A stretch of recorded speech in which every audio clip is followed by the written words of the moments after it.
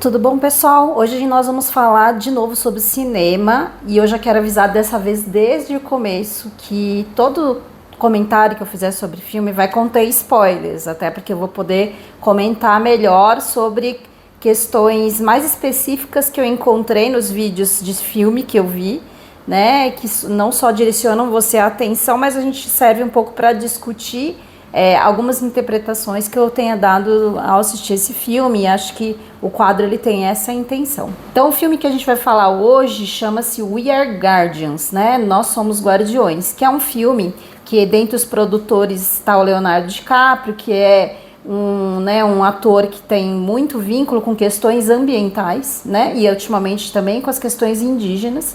E esse filme ele vai cobrir 4 a 5 histórias que acontecem ali na região Amazonas com relação à destruição ambiental que vem acontecendo ali na região. Guardiões são protetores, somos verdadeiros protetores de água, floresta, animais.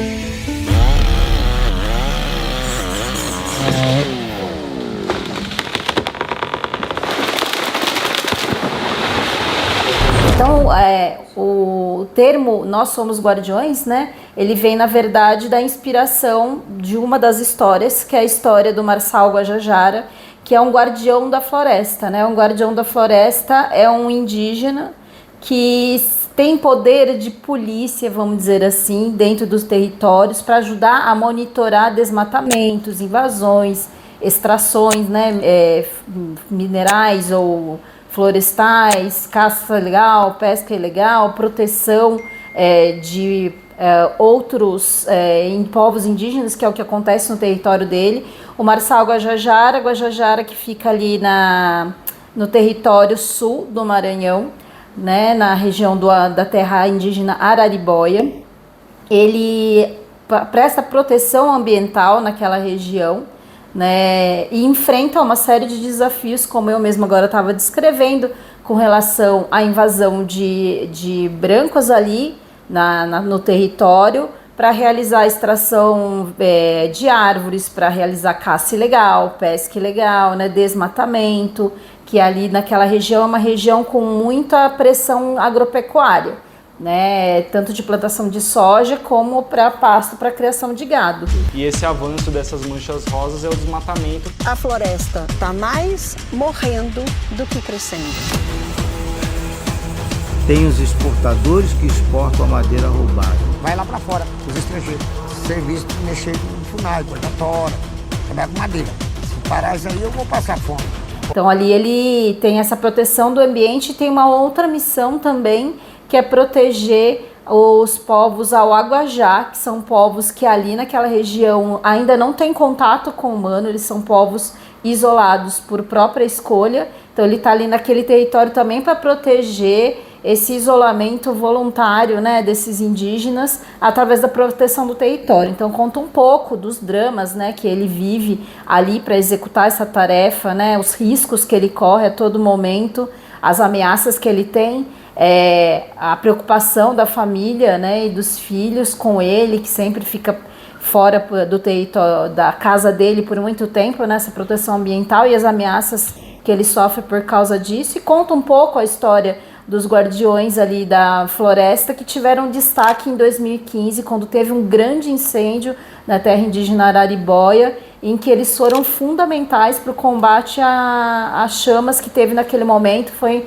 um momento muito grave, né, de incêndio naquele momento no território indígena Guajajara.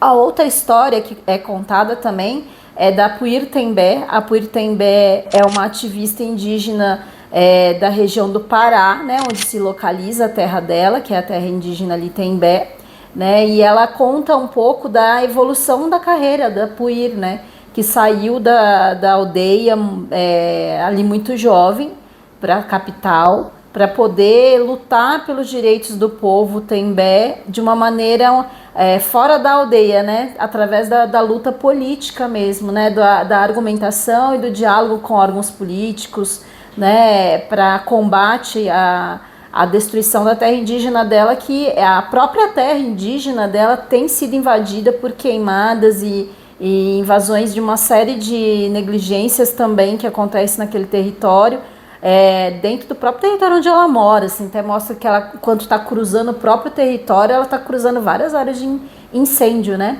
Daí mostra a solidão de estar longe da aldeia, viver sozinha na capital para lutar por esses direitos, né? A luta dela nas COPs, né? Mostrou ela em viagem à COP que ela teve agora, que é a cúpula do clima, né? Articulando com políticos internacionais uma maneira de proteção do meio ambiente.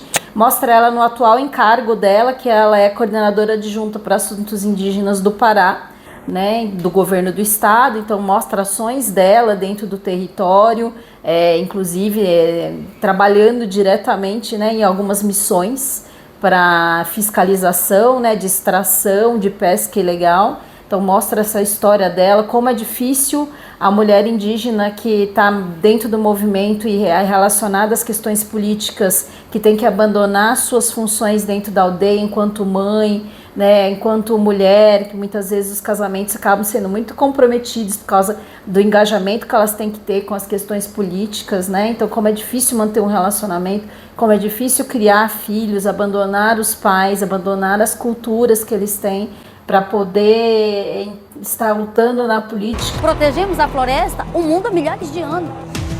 Vocês nunca tiveram direito a caçar e a pescar, entendeu? A plantar nada. Se nós não restaurarmos essas áreas mais desmatadas, a Amazônia pode ultrapassar o ponto de não retorno. Isso é um desastre para o clima global e para toda a humanidade. Aí a gente pode falar de várias dessas lideranças, né? A maioria estão relacionadas à AMIGA. A AMIGA é a Articulação Nacional das Mulheres Indígenas Guerreiras da Ancestralidade. Então, que é uma organização de mulheres em todo o Brasil, né, que estão envolvidas em questões muito mais relacionadas a políticas ambientais, políticas de defesa aos povos indígenas, e muito dessas mulheres tiveram aí que abandonar suas vidas pessoais para essa luta, né, pelos direitos dos povos originários, pelos direitos dos próprios povos, né, onde eles estão locados, e muitas delas sofrem essas dificuldades que a Puir conta um pouco aqui nesse documentário, falando sobre como é difícil abandonar tudo que tem que abandonar, né, a vida na comunidade, a vida em família, a educação dos filhos, os problemas de relacionamento que acontecem por conta dessa escolha de você ser uma guardiã daí do ponto de vista político, né? As vozes dos povos indígenas precisam ser ouvidas. Thousands of indigenous people are rallying in the capital Brasilia to protest an attack on their rights. Calma! É nós! É os povos indígenas do Brasil! Já está um caos, assim, muita ameaça. Pelo menos 600 de nós já foram assassinados desde 2014. Meu coração chora. Qualquer coisa, pistoleiro, qualquer ou madeireira, me matam. Corrupção onde não existe. Onde não existe no mundo. Destruir a Amazônia é, em parte, destruir a nós mesmos. As outras histórias muito interessantes que eles contam também estão relacionadas aí a um proprietário grande de terras, né, que é o Tadeu Fernandes. É um grande proprietário de terras. Ali no documentário ele não fala onde ele está alocado, até porque é uma pessoa que está extremamente visada. Mas na época que teve a expansão para o oeste no Brasil, ele adquiriu uma enorme quantidade de terra aí virgem, né, mata virgem mesmo, para poder criar um hotel turístico, trabalhar com ecoturismo, e com o tempo a terra dele foi sendo invadida, né, por uma série de questões de principalmente extrativismo vegetal, né, retirada de madeira, e a terra dele hoje é completamente invadida pelo lado de fora, e no meio da terra dele foi desenvolvida uma cidade. Dentro da terra, né, privada dessa pessoa, existe uma cidade que foi desenvolvida para acolher esses extrativistas aí que, na verdade, estão cometendo um crime ambiental, né? O Tadeu aqui nessa história, ele conta que ele já fez essa denúncia para órgãos governamentais, não governamentais e imprensa, não consegue uma ajuda efetiva para conseguir recuperar a própria terra, mas principalmente aí dentro do entendimento dele, proteger esse ambiente que está sendo destruído, porque não era vontade dele fazer extração mineral ou derrubar essa mata. Ele queria floresta em pé dentro do território, e o que ele ia usufruir, na verdade, ali seria da possibilidade das pessoas conhecerem uma mata em pé, né, através de ecoturismo, né? Então conta um pouco da história desse homem que está nessa briga judicial. Ele parece que já chegou até instâncias superiores, aí STF, assim, tentando uma solução para essa situação que está acontecendo na terra dele. A outra história que é contada ali é a história do Valdir Duarte. É um extrator de madeira, né? Na verdade, ele não é uma grande empresa, ele extrator de madeira, que vive na floresta 20 dias aí de um mês, para extrair, né, madeira, localizar as melhores madeiras que são fáceis de extrair e serem deslocadas, né? Porque não basta só você destruir, derrubar uma enorme madeira de lei para você extrair, e se você não consegue colocar ela num território que ela é possível ser transportada, né? Então ele vai e localiza essas árvores que são possíveis de serem deslocadas depois que chega um caminhão, né, um trator para tirar a terra, a mata assim que é menor, próxima, e depois um caminhão que possa levar essa terra. Mas conta essa história dele, que não é tão simples viver dessa extração, que é ilegal. Ele sofre muitas ameaças, né? Ele está trabalhando em condições terríveis, vive 20 dias do mês dele numa condição terrível de vida para poder dar um pouco de qualidade de vida para a família dele. Daí mostra ele indo para sua própria casa, na cidade, onde está a esposa, as crianças, né? Que o que ele retira de recurso, que é extremamente baixo, serve pelo menos para ele poder conseguir dar uma vida estruturada para a família dele, e que não é vontade dele estar fazendo isso, mas que desde criança foi a única profissão para quem é um morador dessas áreas, né, nativas, assim, ter algum nível de sobrevivência. Ele foi educado desde adolescente a aprender a extrair árvores, né, na floresta. Então, que ele não teve muita escolha, ele não teve estudo, ele não teve oportunidade de estudar, né, e que agora ele tem perto dos 50 anos e que o projeto de vida dele é parar de fazer isso, né, que é cansativo, ele sofre ameaça, né, é desgastante, né, que o desejo dele é ter uma outra qualidade de vida, ele não sabe ainda como ele vai fazer.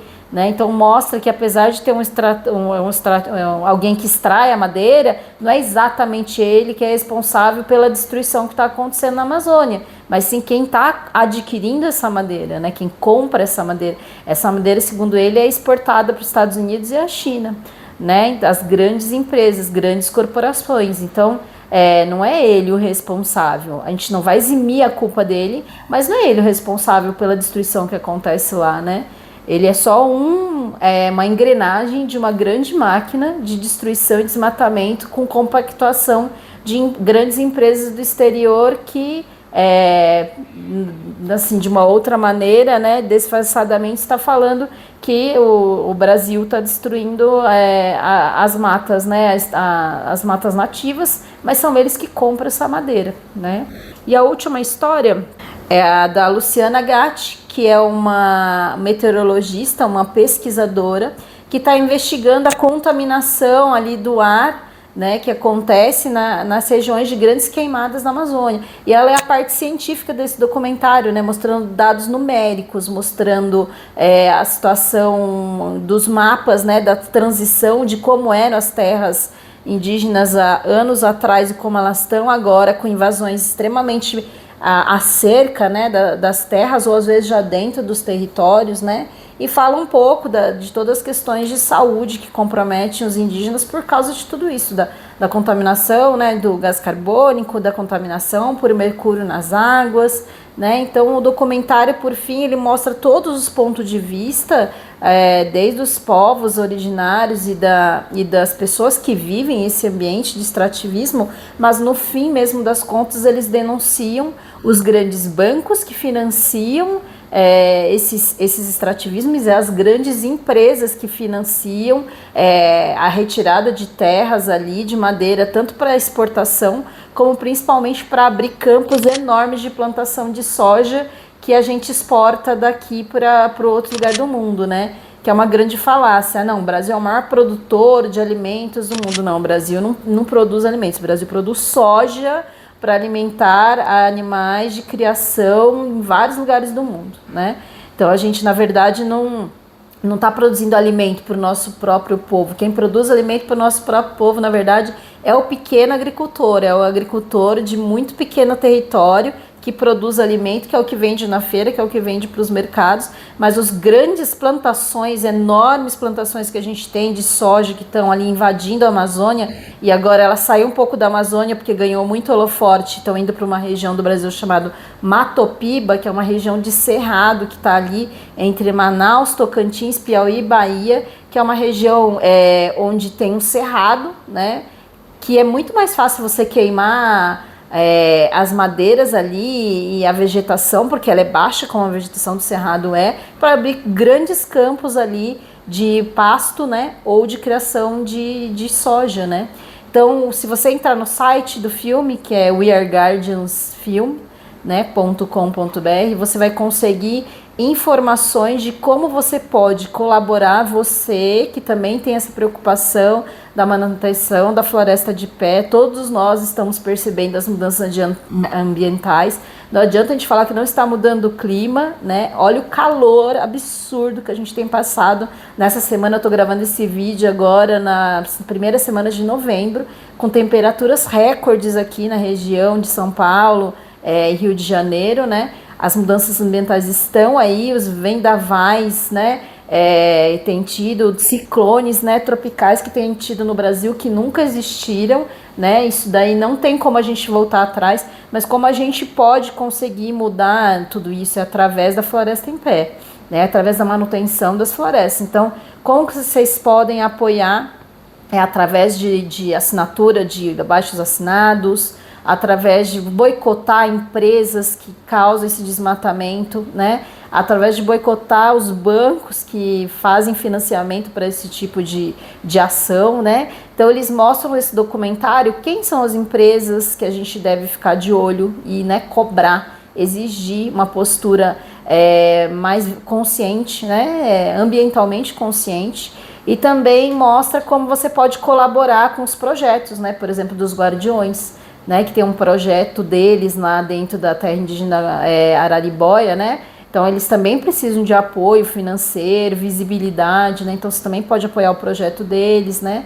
Então eu convido vocês a entrarem nesse site, conhecerem um pouco o trabalho, né, da Chelsea Green, do Edivan Guajajara, que é um indígena que também é diretor desse filme, né? E do Rob Groman, que são os 3 diretores que durante 4 anos, os últimos 4 anos, percorreram esses territórios amazônidas aí, entendendo o que está acontecendo relacionado ao desmatamento, né? E dessa forma, através desse documentário, ele poder apresentar toda essa problemática e também convidar a gente a ter ações efetivas para o combate a essa situação que vem acontecendo contra o meio ambiente. Morre se preciso for por esse pedaço de floresta que existe. A peça é para o mundo. Somos guardiões. Essa luta ela é minha, essa luta é sua, essa luta é nossa.